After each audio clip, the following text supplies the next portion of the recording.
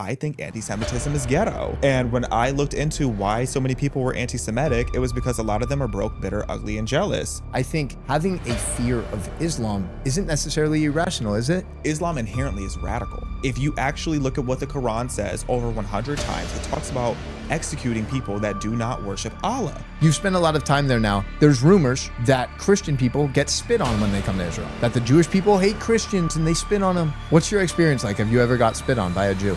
Islam and China, they are hand in hand when it comes to wanting to destroy the West right now. Charlie Kirk was the face of free speech. He literally gave the voiceless a voice. Yeah.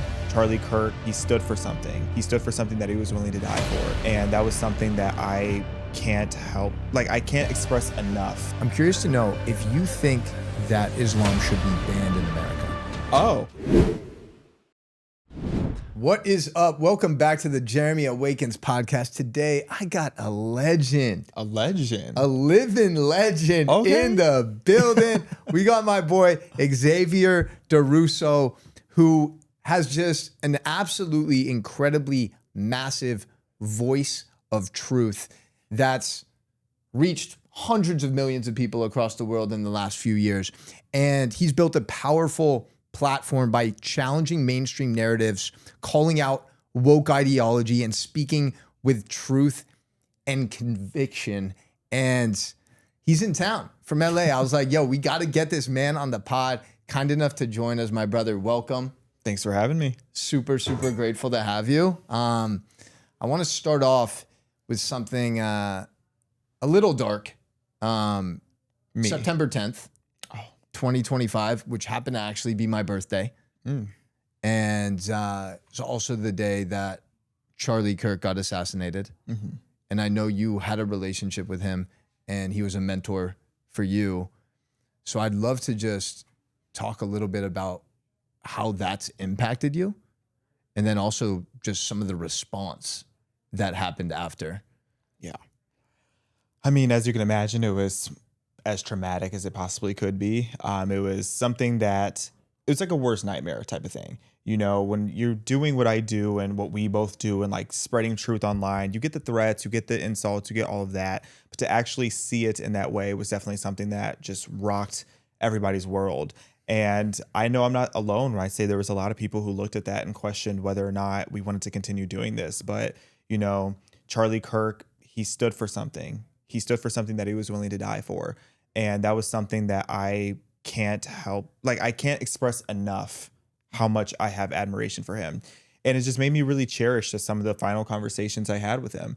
And, you know, one of the promises I made to him at what certain people call a now infamous Hampton Strip, where Charlie Kirk actually flew out a bunch of different content creators that were up and coming to, you know, kind of workshop debate and see what it is that Gen Z thinks about certain things. And something that I will never stop thinking about is how he said, you're not afraid to get called racist because you called out BLM. You're not afraid of getting called a bigot because you say that we shouldn't castrate children. Why are you afraid of being called Islamophobic because you talk about the way that Islam is not compatible with Western civilization? So I have quadrupled down on that issue, especially after what happened to Charlie, because it was something he was so passionate about in his last days of life.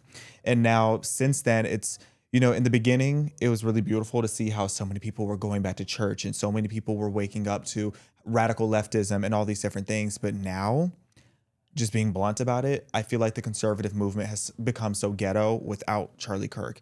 I didn't realize I didn't realize the magnitude of the fact that Charlie Kirk was the glue that kept so many sectors of the right wing stable. I didn't realize that he was the person that was gatekeeping so many bad ideas out of infiltrating into the conservative movement. Like, yes, we already saw some of the maniacs and the anti-Semites and all these different people with their horrible radical ideas trying to, you know, fester around the right wing. But Charlie Kirk was the one that would put his foot down and be like, okay, these ideas can only go so far. These ideas are to stay in the basements with the people spewing them, not coming into the mainstream conversation. And now, I hate to be so negative about it, but it feels like in a lot of ways the radical left won because they got exactly what they wanted. They have divided the right. So you have leaders like Ben Shapiro and even in his state right now, Dennis Prager, and so many people that are trying to help the right get back to a point of sanity. But right now, between the radical left and the radical right meeting in this horrible horseshoe, if you're familiar with horseshoe theory, you have them meeting and trying so hard to crumble everything that Charlie Kirk built. So we just have to keep speaking the truth and keeping our North Star aligned with where it needs to be when it comes to conservative values. Yeah, I appreciate you sharing that. What was the greatest lesson that you learned from Charlie? If you could reflect on maybe the greatest impact that he left, if it was one thing. Just the importance of democracy and the importance of discourse. He was willing to have a conversation with anybody.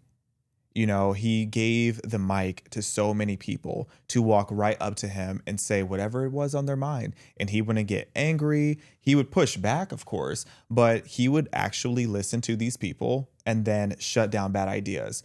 And by having these conversations, you're able to really zoom in and dissect why it's a bad idea, rather than just saying, oh no, we're not having that, or oh no, we're just going to reject it and be intolerant. It's let's actually come together and have a conversation about why this is not a productive idea for society. And that was really important.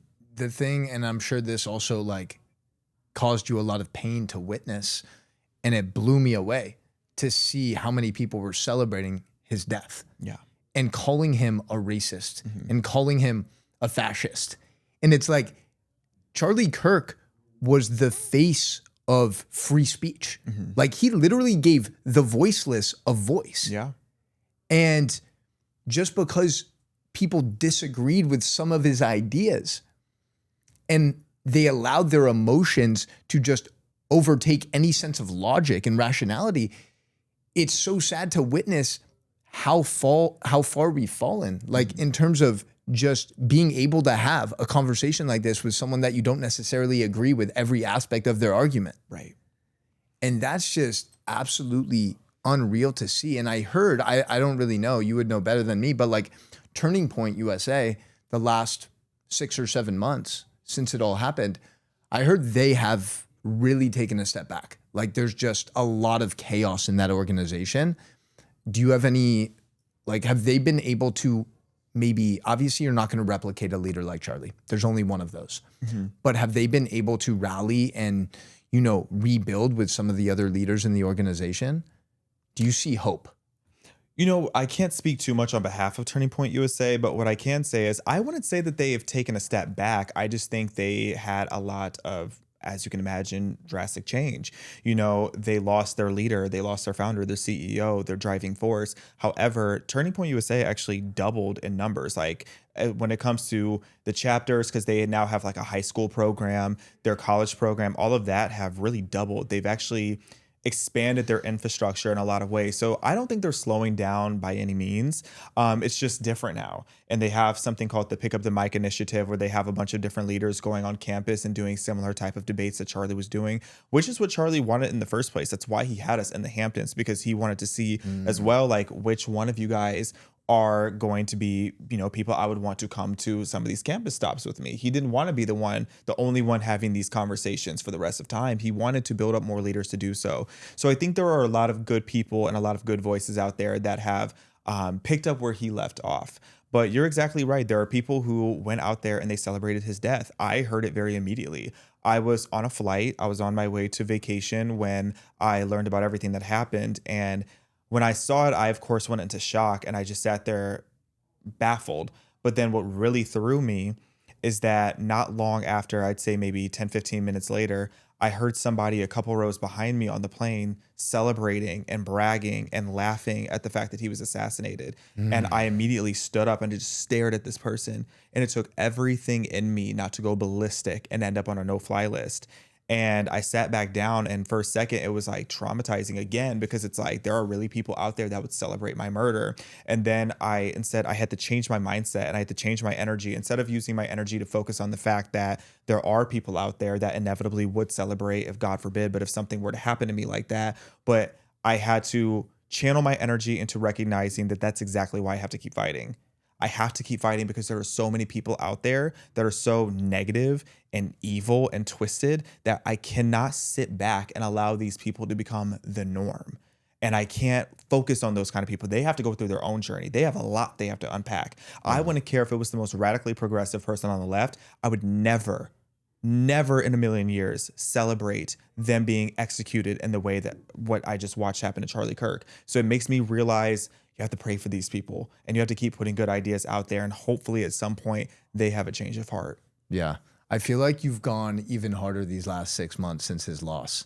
Like, I feel like there's almost a chip on your shoulder where it's like, you know what, like I'm going to double down and go all in, like you mentioned, with Islamophobia particularly. And the word phobia means irrational fear, right? So I think having a fear of Islam isn't necessarily irrational, is it? Oh, no. I don't think anything about it is irrational. I don't think people are concerned about the Islamic takeover enough. Charlie Kirk tweeted multiple times, verbatim, Islam is not compatible with Western civilization. And it's not. And shout out to my friend Avery Day. We will actually have FaceTime calls in the morning sometimes because I will wake up in fight or flight mode about just how insane the issue of Islam is. And you look over at Europe. Europe is fighting for its life right now. When I ended up going to Italy, the very first thing I saw in Milan, I went to the gorgeous, iconic cathedral that's there. And guess what's happening outside? Free Palestine protests. We drive around Milan. What do I see everywhere? I'm seeing Free Palestine, anti-Semitic, river to the sea, all that kind of stuff, spray painted on gorgeous architecture. You look at the UK. You have the UAE, an Islamic nation that has now made it to where they are putting restrictions on their own students going to the UK because the UK is so radicalized by Islam that they don't want that to happen to their students. So if you look at all that's happening in Europe, why do people not think that that's coming here? And the gag is it's already here. You already have Qatar putting nearly $7 billion towards our education system, and that's verifiable money. That's where the corruption and the indoctrination and these horrible ideas and the division and these encampments, that's where all that's coming from. There's a long Islamic money. And people are like, oh, well, is it radical Islam or is it just Islam? Islam inherently is radical. If you actually look at what the Quran says over 100 times, it talks about executing people that do not worship Allah. So if you are not a radical Islamist, you're de-radicalized. So the fact that's where we need to start the conversation, is if you are a peaceful Muslim, you are a de-radicalized Muslim, because by default, Islam is a radical religion. Do you see the avoidance and fear of being vocal about this really real fear that's sweeping over the West right now that is Islam, right? We see it in New York City. I mean, what's happening in New York City, just like, it's crazy to think that 25 years ago, you had the attack on the Twin Towers, right? 3,000 Americans were killed. And that was such a moment of unity for America, right? Where it actually was something that you don't see now. It's like people from the left, people from the right, people from blue, red, it didn't matter. We were all Americans at that moment, and it lasted for quite a bit of time. And 25 years later, that same city, New York City, the center of freedom, the center of capitalism, is now run by a radical Islamic socialist. In 2-3 months, dude, he's been in office. And you already see it's becoming a dumpster fire. Like the prayer, he just had this prayer session in the city hall. It was basically like ISIS people. So what I was going to ask you is, do you feel like there's some sort of common thread? You were right in the middle of the Black Lives Matter stuff in 2021, right? And people were scared. People were really scared. Like, even if they saw inherently that this was all a lie, it was all complete bullshit, they were scared to say that because they didn't want to be called racist. Yeah. I remember everyone was posting their black squares in Instagram. And if you didn't post a black square, you were a racist. Yeah. And now, fast forward to this issue of Islam in America, and people are scared to speak up about it. I feel like there's some sort of common thread. The thing is you have to even get into the history of how all of this became normalized, because unfortunately people have short-term memory and they need to be drastically shocked in order to wake up. Like you said, not after 9/11, you saw everybody coming together as Americans. And unfortunately, like after October 7th, it was similar energy where so many Jewish people suddenly had to remember that they're Jewish and that the fight is not over. It's never going to be over. So if we go back in the history on this, I say it really starts with Obama, because not only did you have Obama flying in busloads of Islamists that are now getting exposed for insane amounts of fraud, like in Minnesota, you had Obama's entire campaign approach where it started with anti-bullying. And then anti-bullying started to turn into the anti-bullying umbrella. So now you have all these protected groups that you're not allowed to criticize, you're not allowed to say anything about, because if you do, it started with you don't want to be racist. Then it's like you don't want to be, a bigot, a homophobe, an Islamophobe, all these different things. And they put so much weight telling people that you're not allowed to say anything about these protected groups and demographics, while simultaneously demonizing, God forbid if you're a straight white man, if you are a straight white religious man in America, you might as well just be Satan himself, according to the same people that tell you that you're not allowed to criticize any of these other demographics. So now we fast forward to what we have today, and you have the radical left that is so just intertwined, and they worship this bullying umbrella of all the different people that they need to make sure that they are wiping the behinds of these demographics, otherwise they're an awful person. You have the radical left that is now aligning with Islam in the craziest crossover ever. We had talked about before, I did this YouTube video of a Venn diagram of, I need to really break down for you guys the difference between the radical left and what they stand for and radical Islam, and where they ultimately come together. And where they ultimately come together is they hate the West, they hate Western civilization, they hate Judeo-Christian values, and they will do anything that they can to destroy it. But what the radical left does not understand is that they are being used by Islam.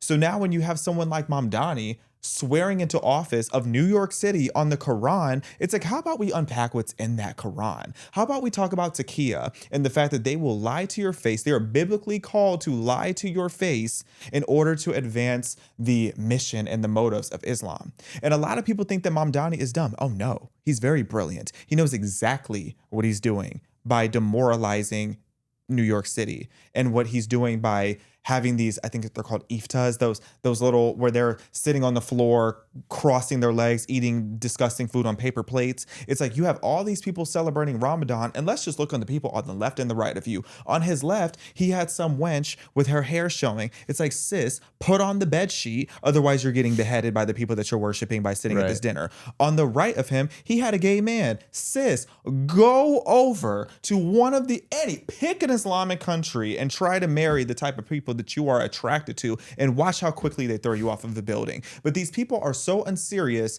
that they are so scared of getting called a bigot that they are literally on their knees getting ready to put on the burlap sack. I'm not having it. Yeah, and these are the rants that I feel like you've become notorious for. And I mean that in the best way possible, because we live in a world where people are scared to speak the truth, and they're scared to hurt people's feelings. Like everything that's happening in the suicidal empathy, where it's like we're willing to sacrifice our own safety and well-being to just potentially not hurt someone's feelings. Right. Even though it's completely fact-based. Mm-hmm. It's fucking ridiculous. These people have no survival instinct. Yeah, and I'm curious to know for you, like, just to backtrack, something that you said also about all the darkness coming to the surface right now, and how this is just another opportunity to like shine even brighter and share even more truth, because this is when it's most necessary. And something else that you mentioned is like these countries in the Middle East. We talk about Dubai, Egypt, UAE, these countries that are actually having success. Like they're actually growing. The people actually have a real quality of life there. It's safe. Those countries have actually focused on growth, and they haven't focused on death and destruction like Syria, Lebanon. You could go down the list of all these countries that surround Israel, and focusing on actually not destroying. And terror in tunnels, in your experience in Israel, what was, because you got a lot of backlash right before October 7th when you visited Israel for the first time and you posted like a picture with a camel and some other shit.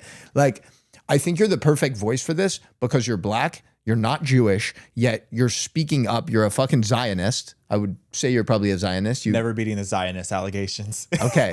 So I'm curious to know, like, that journey for you, wherever you want to start, but specifically with Israel before October 7th. We have a lot of Jewish listeners and viewers. Like, how did you even get on a path where you gave a fuck about Jews and you cared about Israel? Mm-hmm. Well, the long story short of it is I did not grow up around a lot of Jewish people. I grew up in the middle of nowhere cornfields of central Illinois, super redneck town. I think one or two Jewish kids growing up, and the other two that I met, I didn't know were Jewish until after October 7th. So that I went into it knowing nothing. There was barely any tradition there. So fast forward, I started working at PragerU, and this was before I was even like a full media personality for PragerU. Like, I was doing marketing for their kids department, just, making my content on the side. And I went to Marissa Streit, our CEO of PragerU's house, and it was my first Shabbat dinner. And I had no idea what a Shabbat dinner was. And I went and I was gagged because I was like, you guys basically have Thanksgiving dinner every single weekend. And then it's like, again, my childhood lacked tradition. So it's always been something I'm fascinated with. I love learning other cultures and other traditions. And what I learned is that with all the diaspora of it all and all the persecution and all the times that Jewish people have been sent all over the world, they're still aligned on so many things, such as no matter what synagogue you go to in the world, they're studying the same section of the Torah at the same time. And that's something that Jewish people look at. They're like, yeah, like, what's so crazy about that? I was flabbergasted when I learned that information. I couldn't believe it. I was like, everything you guys have gone through and you're still aligned on this, like, that was crazy to me. So then I just kept asking more and more questions, and Marissa ended up being like, well, my family goes to Israel every year. Would you want to come with me? And one thing about me, I will book a flight. I tell people, be careful inviting me somewhere because I will pull up my Expedia right now and book that flight. And I pulled it up and I showed her I will go. So a few months later, it's June of 2023, and here I am going to Israel. And I didn't know that much about Israel. I just knew it as the biblical Holy Land. I was just going there for the vibes. I was like, why would I not go if I have this opportunity? So I go there and I just completely fell in love with the country. I was obsessed with everything. I tell people it's like the best of whatever you're looking for, you're going to find there. Whether it's religious sites, food, music, partying, dating, anything that you want in Israel, you are going to find the best of the best in Israel. And I posted, like you said, I found one of the only camels in all of Jerusalem, took a picture on that, and I took a picture in the Dead Sea, and I just posted them. I think it was on Twitter, where it was just me vibing, and I got all these attacks, all these people in my DMs, all these people replying, calling me every slur imaginable, and I was just taken aback. I'm like, is anti-Semitism really still popping like that? And I started asking all my Jewish friends about it, and they're like, yeah, this is what happens when you're Jewish, like or even just adjacent to being Jewish, is you get all of these different insults just thrown at you. So I'm like, okay, well, I had just started my Walk With Me series, where it was a series that I have created with the purpose of, wanting to blend mainstream culture and the approach to the mainstream content creation, but with, more conservative or right-leaning values. And one of my first Walk With Me's ever, it was me talking about anti-Semitism and the fact that I think anti-Semitism is ghetto. And when I looked into why so many people were anti-Semitic, it was because a lot of them are broke, bitter, ugly, and jealous. Straight up. Just like, people think I'm kidding. I'm like, I'm dead serious. Yeah. It's like when I would ask people why all this is happening, and they're like, well, the Jews have money and the Jews are successful. It's like, God forbid the Jews went to college and got a degree and got a bag and you didn't. God forbid their community got, their shit together, and through all the oppression that they actually dealt with, they rose out on top. I'm like, you guys are just mad because while you're bragging about getting a stimulus check on Snapchat, the Jews are out here building things and working together as a community. And then I talked about at the end, and you guys are so focused on Israel as if these Muslim countries are all unproblematic. So all of that was in a video. And I made that in August of 2023 because I already saw the writing on the wall. Yeah. What I didn't see coming, though, was October 7th. And what blew my mind was that within 10 hours of hearing about the attacks, it was like the whole media narrative had flipped and everybody lost their minds, where people were suddenly denying that it happened, or even going as far as saying, yeah, it happened, but the Jewish people had it coming.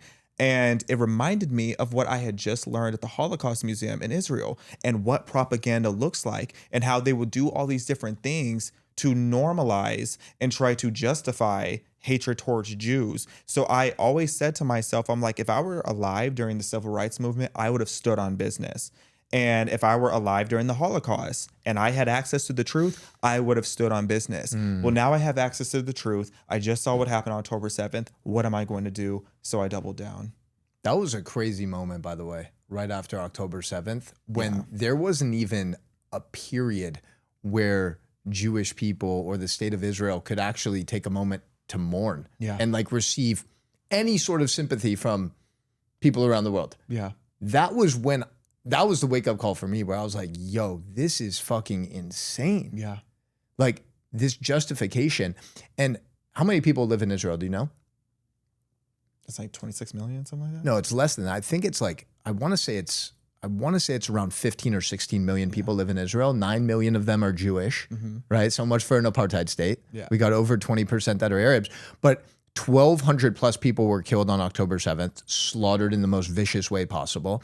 If you would actually equate that to the US population of 350 million, you have tens of thousands of people. Imagine that in America, in Texas, like just some Mexican drug cartels sneaking across the border and just fucking slaughtering Americans in the most vicious way possible. How do you think America would respond? Right. I think the proportion was like 50,000 Americans. Minimum. So basically, if you slaughtered Coachella and all these different events simultaneously, that's what the equivalent was. And that's actually a perfect analogy. Like Coachella, right? One of the most well-known music festivals in America. Just people trying to vibe and have a good time and celebrate life with their friends. Yeah. That's literally what they were doing at Nova Music Festival. And just imagine how the US would respond, and they would be 100% justified if they would have gone into Mexico and fucked that place up, right? Like the way that Israel was so intentional. Listen, and we don't even have to go so deep into it, but that was like the core, and the way that you said it, anti-Semitism is so ghetto. I feel like anti-Semitism and Trump derangement syndrome both are mental health diseases. Because people will justify anything to stand on their hate for Trump, their hate for Israel, their hate for the Jews, even if it makes no logical sense. Yeah. Like, it's absolutely insane. It rots and decays people's brains. Like, I've watched even people that I personally know, they'll start to flirt with the line of anti-Semitism, and then next thing I know, they're just in this deep end of conspiracies and going crazy. And don't get me wrong, I love a good conspiracy Same theory. with me. I will I'm a big entertain fan. just about any conspiracy theory, but for the lore of it all. But then some of my friends and people that I used to be more acquainted with, like I see them start to go down that route, and then all of a sudden they become these like just habitual victims. All of a sudden they're blaming Jews for everything. They stub their toe and they'll say a Jewish person put the whatever they kicked there. It's like, it's actually wild. It's profound to watch. It's terrifying. That's the biggest thing, by the way. Sorry to cut you off. The victim mindset. Yeah. Right? If there's one thing I can say about the Jewish people, is that we are absolutely relentless. We persevere through all of the pain. It's been happening for thousands of years. And it's like every single opportunity to play victim, we're like, no, we're actually going to use this as an opportunity to get more united, work even harder, and create a life that we're proud of. Yeah. And for you, I just got a lot of respect because, and I almost feel like I've never said this out loud because I've been scared to, but I feel like a lot of African American people in America have been riding with this victim mindset. Like, don't get me wrong, some horrible shit happened. My dad grew up in Atlanta. The KKK was rampant. Like, I understand, like, even in not that long ago, right? Less than 100 years ago, less than 50 years ago, there's been some terrible shit that's happened to Black people in America, especially. But to see so many people still like using all of that to play victim as to why they can't advance their lives in America baffles me. Yeah. When you literally had Obama as the president of the United States, you're a Black man from Chicago, the south side of Chicago, one of the worst places, right? You have every fucking excuse you want to like be ghetto as fuck and not live a life that you're proud of. Like, you have worked your ass off to create this life where you can fucking hop on a flight to Miami. You can do a speaking engagement there. Like, you've created that life through just hard work and never resorting to the victim mindset. It's literally the lowest vibration you can operate from. Yeah. Yeah, there's so much to unpack with that. You know, I pray for the day that my people are free from the shackles of the left and leftism, because I really wish that Black people would be more willing to take notes from what the Jewish community has done. Because the reality is and I hate to compare traumas, you know, or anything like that, but it's like, we've been through a lot of similar things. We've been through a lot of similar experiences. We have a lot of the same enemies. The KKK also does not like Jewish people. So when you look at that, and you kind of look at the Venn diagram. I love Venn diagrams. That's one thing Kamala Harris ate with. I love the Venn diagram. But if you look at like the Venn diagram of what Jewish people and Black people have gone through, and then what we did, you know, in the face of oppression, the Jewish community, they come together more. They stick together more. They find ways to be resilient and just don't give up. And the Black community, it's like, we imploded. But a lot of that is because once systemic racism was gone, it turned into systemic disempowerment. And what I mean by that is they created all these different systems to make it to where they weaponized what they were telling us was something good for us against us, whether it's through welfare and all. Like, I don't know how much of a history lesson you want to get into that, but welfare was literally designed to keep Black people broke and unmarried, so our homes would be broken. And now, you know, you fast forward, and what you even are seeing today are all these different things of white people love to tell me that I'm oppressed. They love to tell me that I'm less capable than them. They love to say, you know, let's not worry about educating these Black kids on how to read and how to do math. They would much rather tell us that we need to focus on social justice issues. If you look at the stats of Black literacy rates in schools, it is abhorrent. It is horrifying how low the literacy rates for Black students, for students in America in general, but especially for Black students are. And what did they always say? An educated mind cannot be enslaved. But when you have these kids that cannot read, they don't learn critical thinking skills, and all you're teaching them is that they should feel represented by hood rats on the screen, or that they should be focused on social justice causes, they are not learning the tools to actually advance their life forward. And it's horrifying. It's frightening. Why are so many Jewish people successful? Why are so many Black people criminals? Choices. And I hate to say it like that. I hate to say it, but it's the truth. So many Jewish people make the choice that they are going to go to school, they're going to stay educated, they're going to do this, and the other. And it's worked for a lot of them. It's worked so that so many of them are able to network and work hard and get their degrees and go become CEOs. But in the Black community, even with Black women outpacing other demographics in so many different metrics when it comes to higher education, they're still dealing with this mindset of they're a Black woman with 10 different degrees, but feel like they can't accomplish what they want because the white man is going to hold them down. And it's like, that's why we can't advance as a society, is because you guys still have that perspective, even when you have all the tools and the resources in your own hands. It's horrifying. It's crazy how you articulated that. And it's not to say, like, of course, there's always going to be racism. Like, there's always going to be hate. Like, that's never going to fully go away, right? And something that I just wanted to look up after you mentioned that, like, in terms of just something I think about, I mentioned this to you yesterday. I was like, a lot of people talk about white privilege, and there's for sure some truth to that. Okay. I feel like being born a white man in America is winning the lottery, like healthy, like whatever. But the biggest privilege that I was gifted was being born to two parents that love each other, that love me, that provided me opportunities, like that were consistent and just taking care of me. And when I look at the Black community, I just looked it up, about 65% of Black children in America live in single parent households. Most of those are single mother households. Without a male role model, kids are lost, bro. Like, we need that when we're growing up. And don't get me wrong, you can grow up without one and then use it as fuel to like build an amazing life for sure. But especially as a young boy, like, my dad played such an instrumental process in my life. Like, he taught me so many values and just taught me how to show up in the world with integrity. If you don't have that, you're going to just look externally in all the wrong places to try and fill that void. Like, what was your childhood like in terms of like the dynamic with your parents, and like what prevented you from going down any of those dark paths? Oh, that's a great question.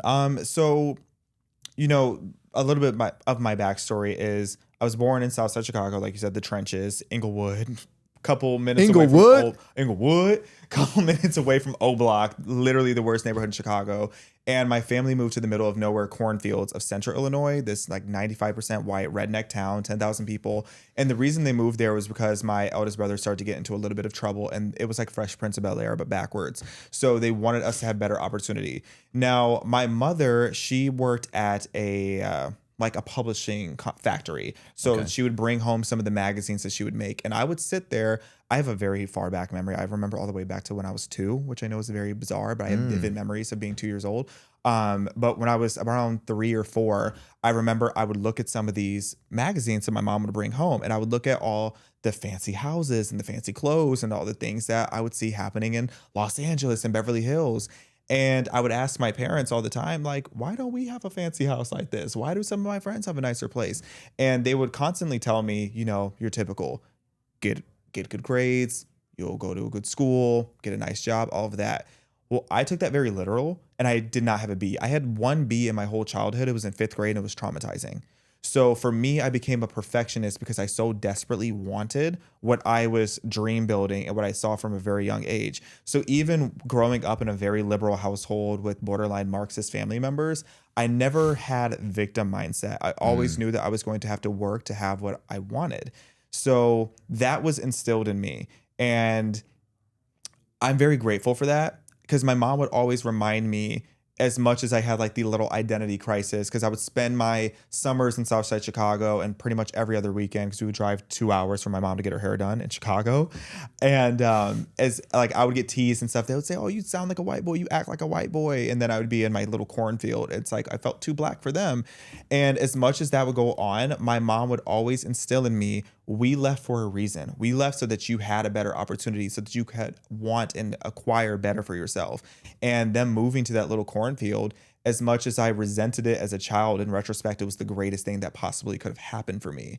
So yeah, both of my parents, they're still together. You know, I didn't have the greatest relationship always with them. My mom has a bit of a multi-personality disorder, to put it lightly, and my dad, we just never got along. But I'm grateful that they were both there. And I can say, as messy and chaotic as my childhood could be at times, they did the best that they could. Yeah. They definitely did better for me than their parents were able to do for them. That's powerful download too, because it's often easy to just blame our parents for shit that we don't like about our current reality, but we rarely ever give them roses for the lessons that we learned. Even the lessons we learned from their mistakes. Like shit, if my parent, or if your dad was an alcoholic, for example, maybe he taught you to never touch alcohol, because that shit can cause chaos and destruction and violence. But there's always a silver lining. Yeah. And like I love the fact that when you were a kid, you were looking at these magazines, like, and you saw pictures of Beverly Hills or whatever, and now you're fucking living in Beverly Hills. Wait, from the hood to the hills. Yo, straight up, like that's manifestation at its finest. That's unreal. I don't always know exactly what I want, but I always know exactly what I don't want. And I knew I did not want a life of mediocrity. I knew I did not want to be stuck where I was, because I saw how miserable some of the adults around me were. Like, not even just talking about my family, but just like in a general sense. Like, I wanted options. I wanted to be able to see the world. I wanted to be able to explore new cultures and do all these different things. And it's like, I know people say money is the root of all evil. It's like, it's not me chasing money. I'm chasing experiences, to be able to meet people globally, to be able to learn what this world has to offer. And I've always, always, always wanted that as a kid. Yeah. So I remember, you know, I played basketball throughout my childhood, and, you know, my black teammates, like I remember one of them in particular, Byron, and like, he was good in school, and he was just like a very well-mannered kid, and he would get called an Uncle Tom all the time. Like he would, and I see this like common theme with like, even people like Nicki Minaj, like we were talking about, or like black people that are standing up to the woke left, and they're standing up to all the bullshit narratives that they've been forced to digest and accept. And like those people are outcast from the community.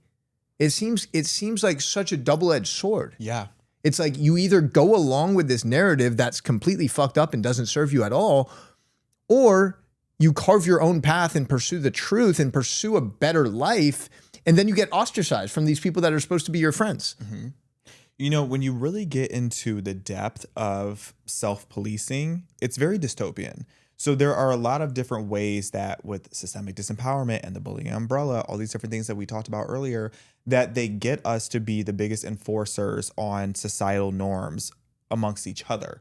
So like with COVID, for example, you didn't have to worry about the police coming up about you didn't have to worry about somebody coming to your door to make sure nobody was in your house because your neighbors were being trained and indoctrinated to snitch on you because God forbid you had a family dinner. You know, so it's the same thing in the Black community where we have been gaslighted so much and pressured so much to fit into this box so that we don't dare to step out of it and dare to want better for ourselves, that you have Black people that will almost course correct like crabs in a bucket to each other to make sure that we all stay in the same trenches. It's like I would get made fun of as a kid because I didn't want to sag my pants and act like a hood rat. It's like I'm a bad person because I want to dress well and because I want better for myself. And it's the same thing when it comes to the mindset. It's like because I'm like, you know what, maybe we should be talking about financial literacy. Maybe we should, you know, crack down on the crime in our neighborhood and all these different things. And like, especially because a lot of Black people grow up with conservative values, but they allow the lens of race to completely overtake common sense policy.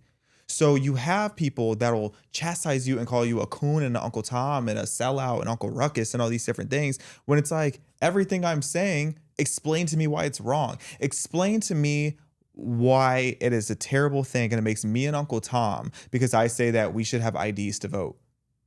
When you tell, like, you're going to really sit here and tell me that Black people are too stupid and incapable of getting an ID. If you are too incompetent to go get an ID, then you're probably not smart enough to be voting for who is going to lead your community or your country. You should probably sit that one out. But instead of breaking it down in the common sense way, again, you're just told to shut down those ideas. Like we were talking about with Charlie Kirk. You shouldn't just shut down an idea and say it's bad. You have to explain why it's bad. And with Nicki Minaj, it's like we have to protect Nicki. Because first of all, Nicki Minaj is the queen of rap. You know, I don't play any games about Nicki Minaj. But she is falling on this sword right now.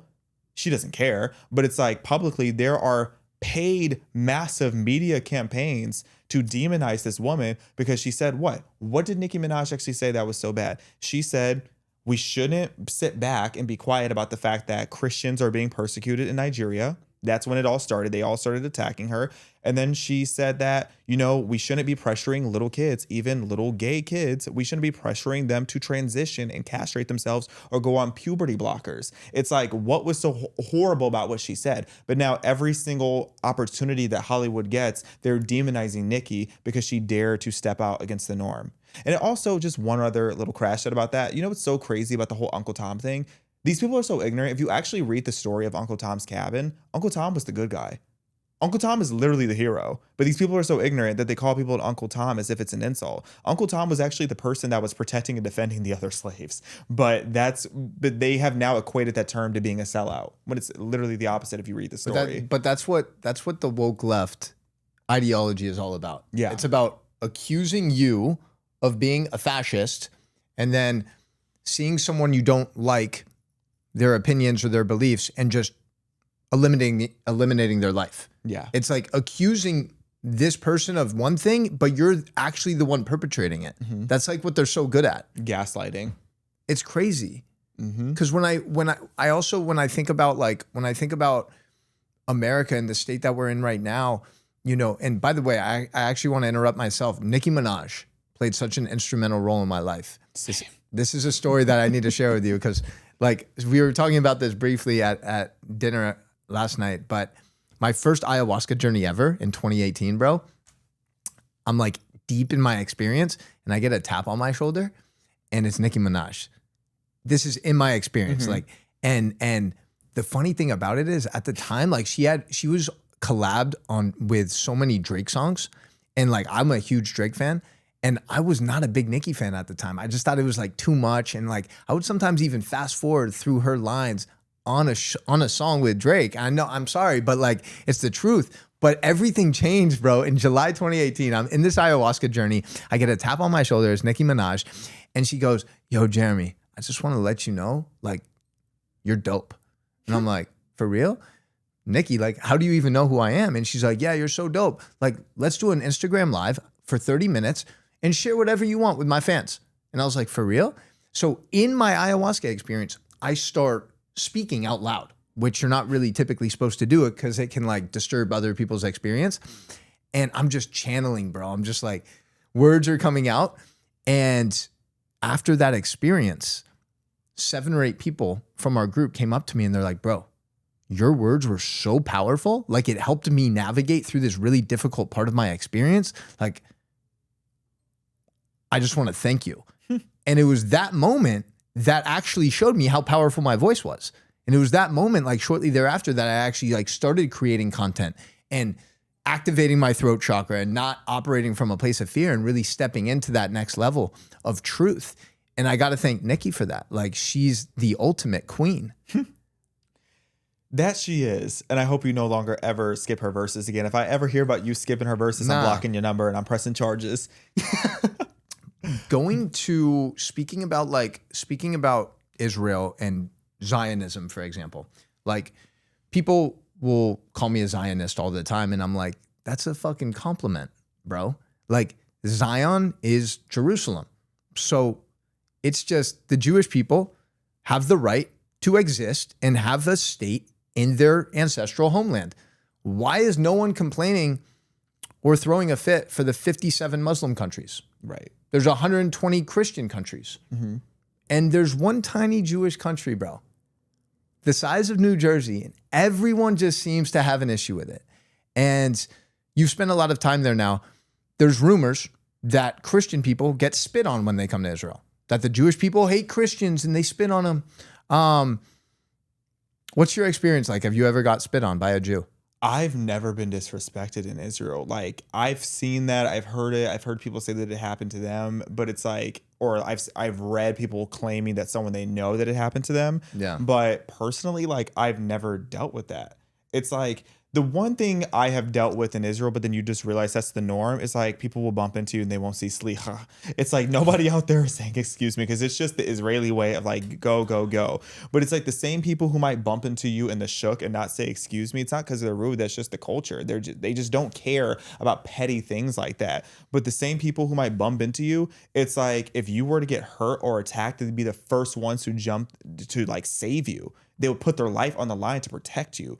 So it's like when I hear people say that, I'm like, I don't understand how that's happening. Maybe you did something that was worth getting spat on. Like I have been all over Israel 5 different times and never once have I dealt with something like that. Yeah. And also, if you don't mind, there's one more thing I have to say about Nicki, especially when it comes to 2018. So when it comes to Nicki Minaj, I got like, it's a whole other story, but like how I got red pilled in 2020. It was in 2020, I got red pilled on pretty much all things the left. But secretly, as a liberal, I respected Trump starting in 2018. And the reason was because of Nicki Minaj. And I was the only person that saw the vision when I started speaking out about the MAGA Minaj crossover, because I always saw the vision. I always knew about what happened to Nicki in 2017 and 2018. So essentially, Nicki Minaj spent the entirety of the 2010s and much now of the 2020s exposing and draining the swamp of Hollywood. She is the reason why so many artists are now getting paid from streaming services. Their songs are able to chart on Billboard. Like she broke down so many glass ceilings because as that transition was happening in the industry and a lot of corruption was getting added to the industry with the world of streaming, Nicki Minaj was the one that was putting her foot down. She also exposed a lot of the demonic practices. If you read between the lines of things that she was saying, she also exposed that a lot of these rappers are talking about guns and drugs that they have never touched, but getting their audiences to do so. And the fact that a lot of these label heads are forcing their artists to do these type of things.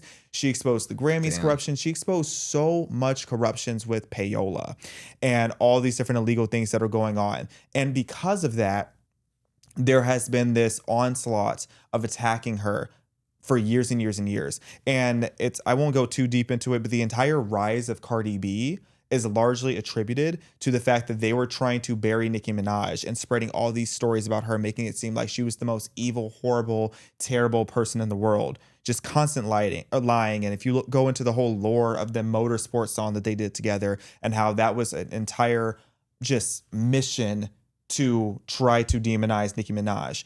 And as that was happening and I was seeing through the lies and following very closely, because I'm chronically online, and my first love before politics has always been pop culture. As I told you earlier, I was looking at the little pop culture magazines even as a little kid, and I'm seeing all of these things are happening to Nicki because she dares to speak up and expose corruption. What was happening in 2018 around the same time? All of that was happening with President Trump. President Trump was draining the swamp. He was exposing corruption in DC. He was talking about all these different things that were nefarious and that had been going on for a long time, and nobody had the courage or the independence to speak out and expose it. So what did they do? They started lying. They were paying so much money to plant stories, calling him a racist, saying he was colluding with Russia, paying to cover up the truth while also paying to put out lies against President Trump. And as I was watching this happen to Nicki and I was doing the deep dive in the research, I realized how these corporate giants and machines will try to bury your reputation if you dare to expose them. And they were doing that to Trump just the same way that they were doing it to Nicki, because they were both draining their respective swamps. So because of that, I started looking at President Trump and I started trying to do more research and figure out, when has President Trump ever been racist? And I ended up realizing President Trump is not a racist man. All these different things that they were trying to spread about him, none of that was actually happening. Oh, because he wants a secure border? Well, Obama was the one who built the cages that they now try to say Trump is a racist for using. So when I started realizing some of that, I stopped hating Trump. I was still very liberal and I was still very woke at the time, but because of Nicki fighting the system, I started to respect that President Trump was doing the same thing. So when you fast forward these years later and they're now aligned, it is literally one of the greatest things that have ever happened to me. Dude, I didn't understand how deep it went with Nicki. Oh, yeah. So basically Cardi B was like an industry plant to push her to the side. Yeah, so there were 3 different female rap artists that essentially were pitched the same deal that Cardi B allegedly took, where they would pay them a massive upfront amount of money. Well, massive to them. I think it was like $250,000, which is a lot of money for like a young female artist that isn't making it, and I'm saying a lot in, relative like to what music artists are able to make. But they're going to get this huge bonus, a major record deal, basically guaranteed hit records, which you can easily do now with the way that they're using payola to pay these radio platforms. I've never heard of payola, by the way. So payola is basically an illegal process where you're paying the radio a bunch of money to constantly play your song. And Billboard is now compromised, and Billboard is what determines if your song is a hit. So if your song is a hit, it'll be like number 1 on the Billboard chart. So when people say you have a number 1 song, they're talking about Billboard Hot 100. And Billboard has made it to where radio play is one of the strongest determining factors of whether or not your song is a hit. So you can have a whole bunch of sales. You can have the highest selling digital song out there or the highest stream song out there. But if you are not doing well on radio, your song will almost look like it's a flop based on Billboard charts. So all these different things are put into factor because it is a very massive swamp, a very massive system. So back to Cardi B, she took a deal, allegedly, that made it to where she had to feud with Nicki. And there ended up being all these different things against Nicki. So like when Cardi B started to rise, a bunch of these other female rappers came together for the funeral of Nicki Minaj, where they had her face up on the screen as an obituary. This is very real. They had an obituary on screen as if Nicki was dead and her career was over. And it was all these different female rappers that were getting checks, allegedly, to act like Nicki Minaj was the most demonic person in the world and celebrating that her career was going to be over. That is how much they have tried to persecute Nicki because she exposes the corruption in the industry. And Cardi B, there was the whole motorsport thing. Like the long story short of Nicki was doing a song with one of the people that were in Migos at the time.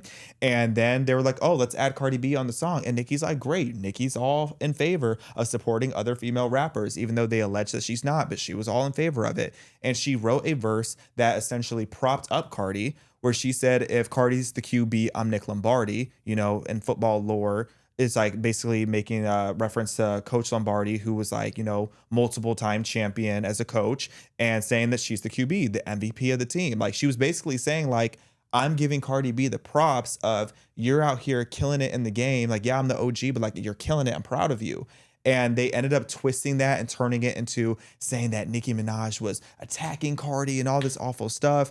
And then Migos ended up getting involved in it too, all just trying to act like Nicki Minaj was this horrible, terrible person.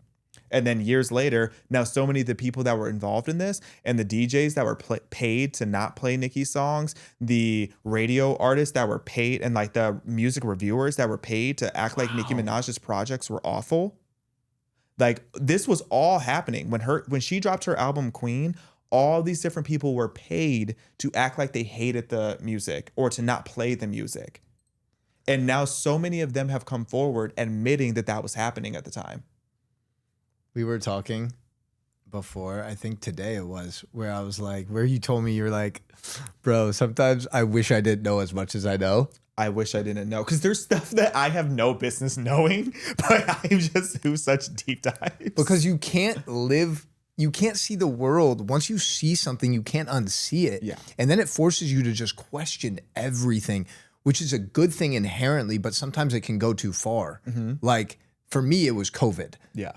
Like all of the mask mandates and the social distancing and all of the ridiculous rules that they put in place, it just felt so ridiculously wrong. And then when they had different government people and mayors and governors and city council members bribing people to get the jab with like fast food, like, hey, you're going to get French fries from Five Guys if you get double boosted. Yeah. I'm like, yo, what the fuck is more slop in your body when you get this experimental jab? Exactly. And do you know who was one of the first and one of the few A-list people to question whether or not everybody should just be forced to go get this vaccine with no research? Nicki Minaj. Nicki Minaj. I actually didn't know that, but I just assumed based on our conversation. She's always been the one to call it out. That's why they hate her. That's why they do so much, or they put in so much effort to bury her, because she's the one person from the A-list world that is willing to speak out against it. She probably has a crazy security team. Have you ever been in contact with her? So we have interacted a lot online, and I was so proud. Before she even went on the UN and everything, she shouted me out on Instagram. For real? But we have not met in person. We almost met in person at Turning Points America Fest.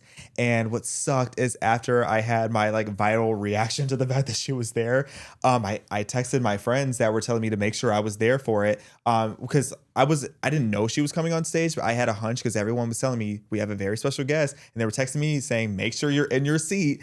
And I had a flight that was coming up soon, and I was like risking missing it to see Nicki. And I texted my friends being like, can I come meet her? And they told me no, because JD Vance was there and all the security measures. And literally right as I left and got in my Uber and was on the way to the airport, I get a text saying, please tell me you didn't leave yet.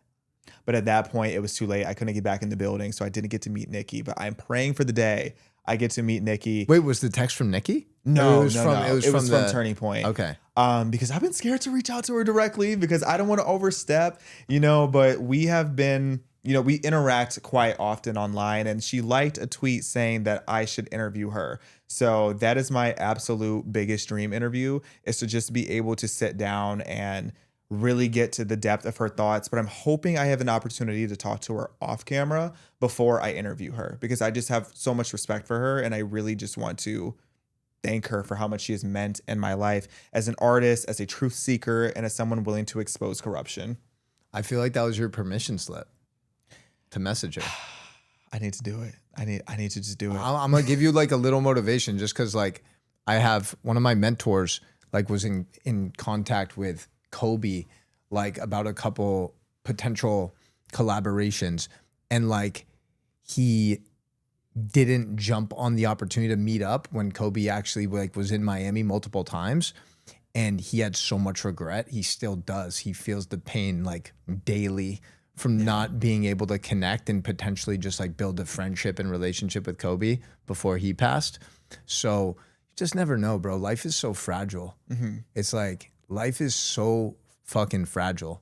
And like, that's why even just like these moments or hitting the spa or having dinner with friends, it's like, we got to soak that shit up. Yeah. And like really treat it like as a blessing that it is.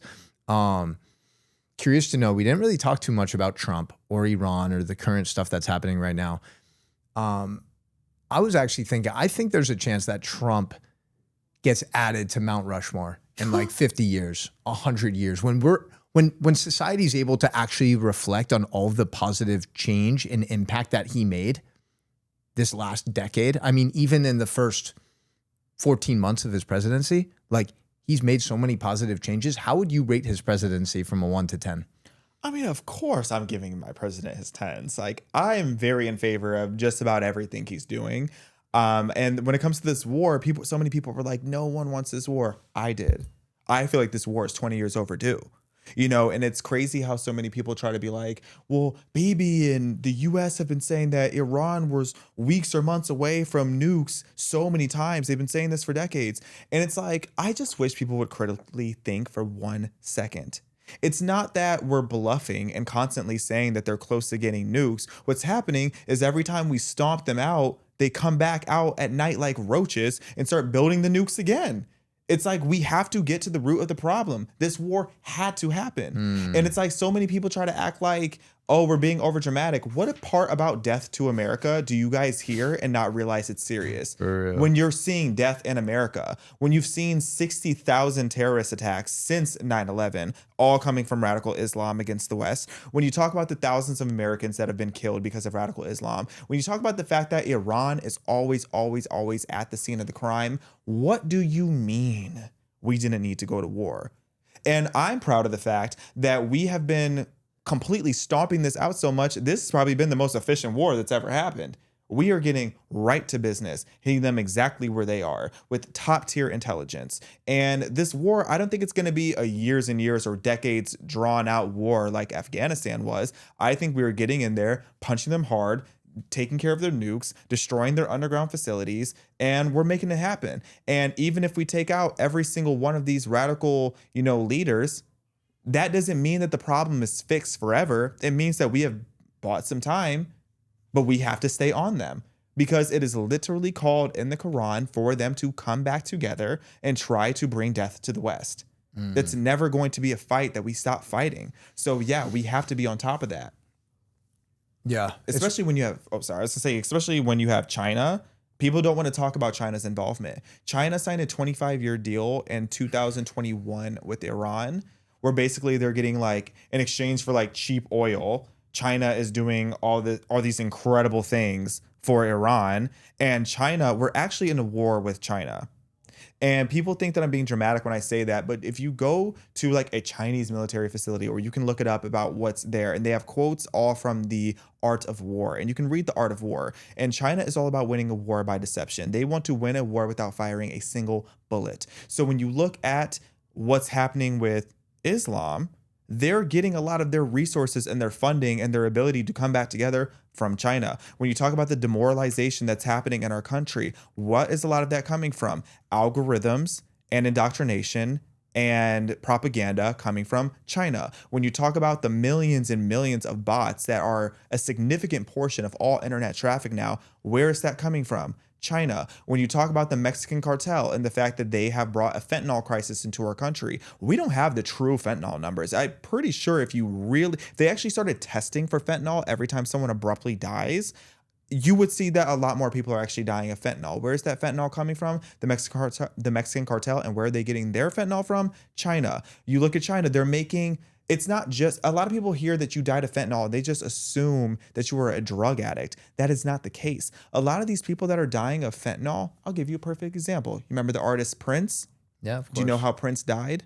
Prince died of fentanyl. Do you know where that fentanyl came from? It wasn't because Prince was a drug addict. He had a counterfeit Tylenol with fentanyl in it. Where does that type of stuff come from? China.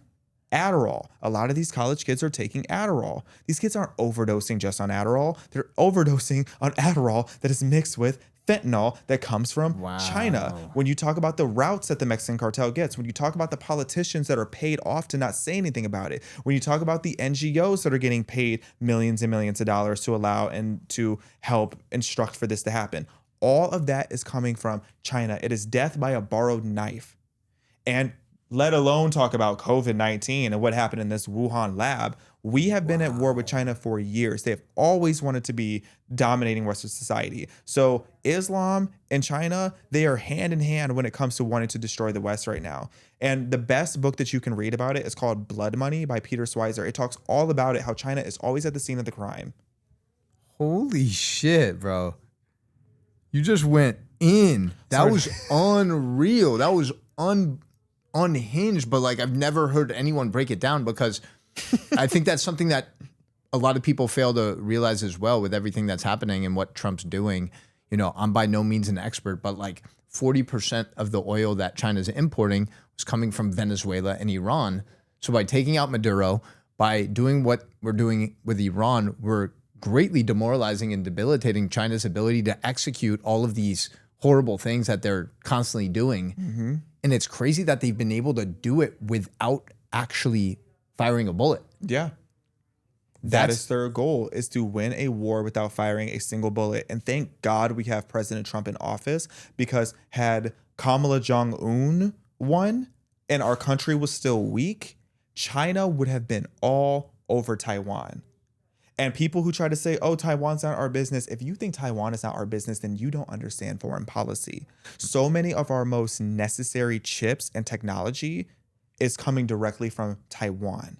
So if China takes over Taiwan, we are screwed here in America. And China knows that. And if you remember a few years ago, China was salivating at the thought of going and just wreaking havoc in Taiwan. But President Trump getting back in office, they know better. Yeah. They know better. Don't try it. I mean, that's a crazy thought experiment, is just imagine the current reality of America and the world itself if Kamala had somehow become president. Like 9/11 every day.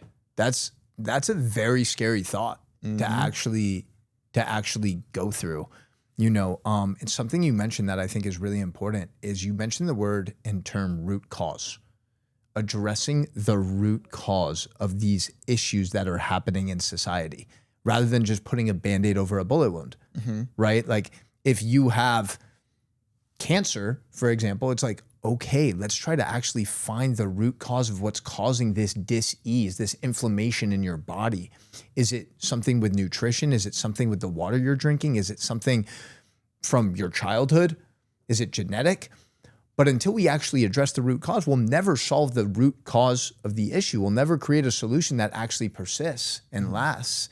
And I'm curious to know, we touched on Islam, Islamophobia, and the impact that it's making now in America. And I'm curious to know if you think that Islam should be banned in America. Oh, I thought that was just the intro to the question, because I thought that was a given already. I was setting you up. Look, listen, it's one of those things where it's tricky. I go back and forth on this. In a perfect world that were up to me, absolutely we would ban Islam in America, because I feel like it would be the best thing for Western society. However, me trying to be diplomatic about it and trying to, you know, because I am a constitutional conservative and I do believe in religious freedom. Yeah. Banning Islam outright would be against the Constitution. So I'm not going to go as far as saying that. And I'm not going to go as far as demonizing every single Muslim that's out there. I'm not going to do that. However, we do need to stop immigration from these Islamic countries. Yeah. Unless they fully get it together. And I don't think that's possible with the Islamic Brotherhood out there. But I do think we need to become extremely selective on who is allowed to come here that has any type of connection to an Islamic nation. We have to become more serious about that, because it's not compatible with us here. Do you know what the safest country in Europe is right now? It is, there are two that are really safe. It's Hungary and Poland. Yeah. And I was thinking Poland. And one of the primary reasons that Poland has stayed so safe is because they've secured their borders. They haven't let anyone come in. Yeah. And you look at Belgium, you look at France, you look at England, you look at these other European nations that have completely depleted themselves of safety and freedom. It's a common denominator, you know? And I think it's important, like you mentioned, there's so many good Muslim people out there. But we're playing a numbers game. There's 2 billion Muslims. That's 25% of the global population. I don't think people understand and comprehend that. Right. Right? So even if 25% are malicious and have really bad intentions, that's 500 million people who are so passionate about doing whatever it takes to spread their mission throughout the world. Right. Like, that's crazy. You compare that to 15 million Jews, 0.2% of the global population. Think about that. It's horrifying. And, you know, Poland and Hungary, they're actually paying millions and millions of dollars worth of fines because they won't allow immigration from these Islamic countries. But it's way safer because of it.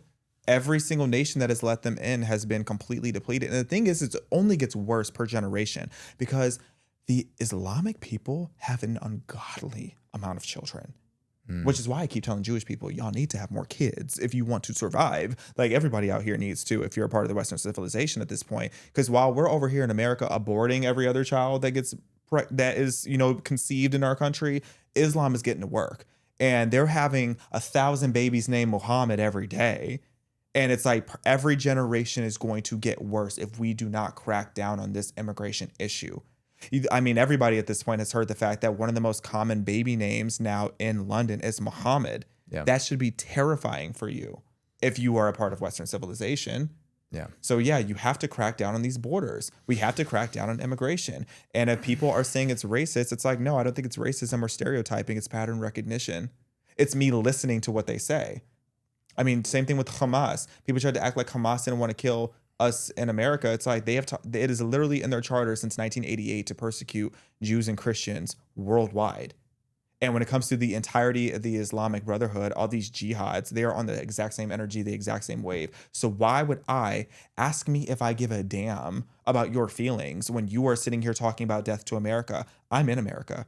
I'm as first world as it gets. So what I am not going to do is put on the bed sheet because you want me to get on my knees and worship Allah, a religion that's literally a spinoff. If we're being so for real, all of the religious sites are literally Jewish and Christian. If you're being so objective about it, it's like Islam isn't even that old of a religion, but you're just trying to force us to put on the burlap sack and act like your history goes further back. I literally can pinpoint in history when your religion was created. Please. And then so many of them will even name their kids after these Jewish prophets. Yeah. You are out here naming your kid David. Do you think David was a Muslim? Crazy. Yeah. What about all the people that were saying Jesus is Palestinian? You remember that shit? I think they had a billboard in Times Square, dude. Crazy. Because Palestinian isn't even a race. Palestinian is a post-colonial identity. And nobody wants to have that conversation. Yeah. Well, it's literally not even a race. I think it's been proven pretty true time and time again that this whole Free Palestine movement the last 2.5 years was one of the biggest scams our world has ever seen. Mm-hmm. Like, if they genuinely cared about the freedom and liberation of the Palestinian people, they should be the ones celebrating Khomeini getting killed and the IRGC being taken out, because we know Iran is funding Hamas, Hezbollah, the Houthis, etc. So maybe now that Hamas isn't getting all of this foreign aid and funding, maybe now that means that the Palestinian people will actually have more possibility for a brighter future. Right. But the Free Palestine movement's been completely silent when these tens of thousands of innocent Iranians have been slaughtered in the streets for simply peacefully protesting. Yeah, and it's so disgusting. It's because you people finally had an opportunity to pretend that you people finally had an opportunity to actually help and defend brown people. And when here you have Iranians in the street begging for your support, begging for your voice, you guys want to sit there and be silent because you realize, oh, maybe you messed up. Maybe the Jews were right about a few things. Maybe these Islamic regimes that just keep rebranding, because Hamas, ISIS, Hezbollah, the Houthis, all of these different burlap sack people, they're the same energy. They just keep rebranding. Yeah. So it's like when you see this happening in Iran, how dare you be silent? How dare you? There are women that want to be able to show their hair. Where are the feminists at? The feminists want to sit there and say nothing about these women that are getting murdered because they showed their ankle. Are you kidding me? You don't want to say a single word? And then you have like the BLM people that are so vocal. They were so vocal about Free Palestine, but now Iran, it's like brown people again calling for help, calling about the fact that they're being oppressed. You don't want to say anything? It's despicable. It's despicable. These people have no self-respect. I know that we are coming on time right now. I there's so many layers to peel back, and I just appreciate the way that you communicate so effectively and unapologetically. I think it's like really a gift. I think your voice right now is so critical and so important. And I'm just grateful that you exist. I'm grateful for your friendship. And I'm curious to know, finishing this up, is there anything we didn't touch on? Like if there was a 60-second message that you could just bless the world with to cap this episode, what would it be? If I had to summarize my last thoughts of this whole conversation, it is think while it's still legal, and critically think and ask questions and do your own research. Even with what I'm saying, you have to be able to have discernment and to build the skill to see through propaganda. Because right now we're dealing with a time where the media no longer is giving us the information so we can make our own conclusions. They're giving us conclusions that are often compromised, and then they try to demonize you if you dare to ask for the details. But always, always, always pay attention to the details and know the history about what you're talking about before you become the loudest person in the room. I hope y'all took notes from the man, the myth, the legend, my boy Xavier. Brother, I appreciate you. Where can people connect with you at? I'm on basically every platform at Xavier, irregular spelling. It's Xaviaer. That's on Instagram, TikTok, YouTube, Facebook, and my X is at Xavier D. Perfect. We'll link to everything in the show notes. Much love, everybody. Thank you for making it to the end. Like, subscribe, share this shit with a friend. Much love. Peace. Let's go.